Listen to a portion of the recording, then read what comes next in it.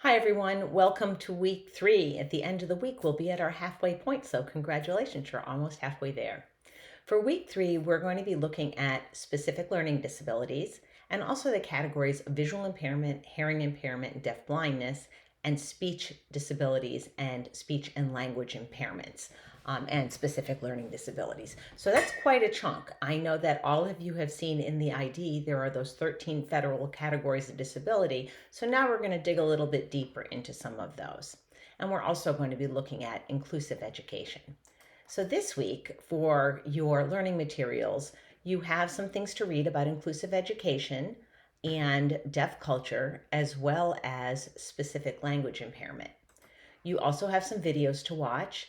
Dan Habib is wonderful. He's actually a documentary filmmaker. So if you Google him, if you like his TED Talk, you can Google him and find some of his films.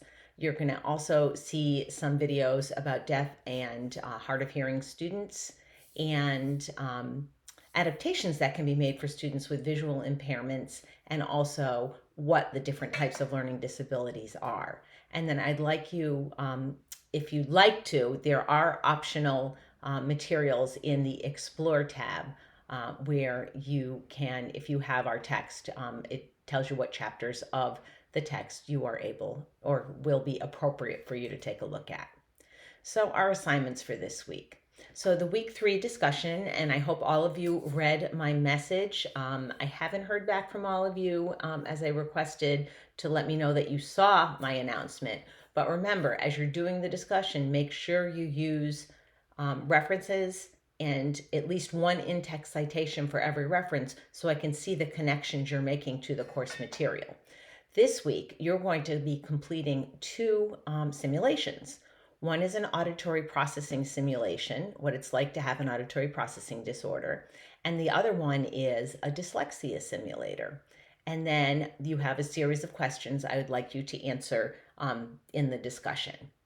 I want you to really sort of talk about what it felt like to try on the disability and also what kind of impacts you think having these disabilities could have on the social and emotional development of a child. And then also think about disabilities that you can't see, invisible disabilities. Somebody doesn't look like they have an auditory processing disability, but they might have one. So, how that may impact a child. What are the implications of that? And also some accommodations and modifications. Since that's what you did last week, I would like you to apply it this week to those categories. Just make sure that you incorporate information from the learning materials and any other research that you might have done. And again, I can see this through references and citations. And it also just give you a heads up, in week 5, you're going to have another simulation to do.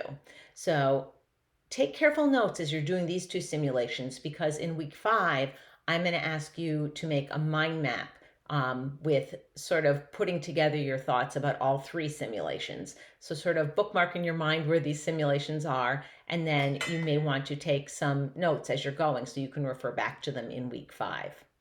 So for your assignment this week, you have a couple of choices. So I'd like you to either prepare a brief presentation, so 5 to 8 minutes for families and also general ed teachers about the importance of inclusive classroom environments. And I have some prompts for you to use about meaning, what it is, the difference between a child being in a classroom and being meaningfully included. Also, think about that continuum of services from the most restrictive, a separate school in a separate building, to the most inclusive in a general education class with appropriate supports and services. And think about how adult support fits in with that. Because even if you're in a general ed classroom, if you have a one-to-one adult with you all the time, that is considered more restrictive than being able to be there with other kinds of supports. And we need to really think about how we're appropriately supporting children and not over supporting them, because we want them ultimately to be independent. And then again, use the information from this week's learning to support your thinking. And you should have references and citations for this assignment as well.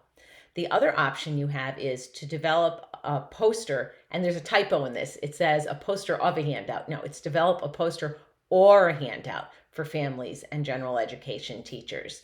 about the same prompts that you had for your presentation. And then make sure you have live links in this poster or handout so families and teachers can access different kinds of resources based on this handout or poster. So I'm thinking it's an electronic poster, it's an electronic handout. The other thing to be sure of, and I know I've reminded you of this, is please be careful, be carefully aware of the rubric for the assignments. So what I would suggest doing is before you do the assignment, look at the rubric, do the assignment, and then score yourself on the rubric. And that will make sure that you don't miss out on any points that you skipped a section of. Like, for instance, if you didn't have references and citations, you'll see that that's worth quite a lot of points on the rubric. But doing that self-assessment and reading that rubric before you do the assignment should be very helpful to avoid those kind of situations. As always, you can reach out to me at any time. I will always get back to you within 24 hours, if not within an hour or two, sometimes quicker if I see the message pop up on my phone.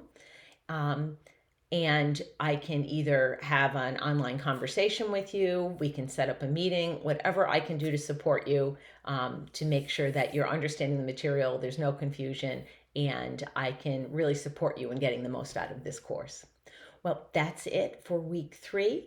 I look forward to hearing from you all in the discussion, and have a great week.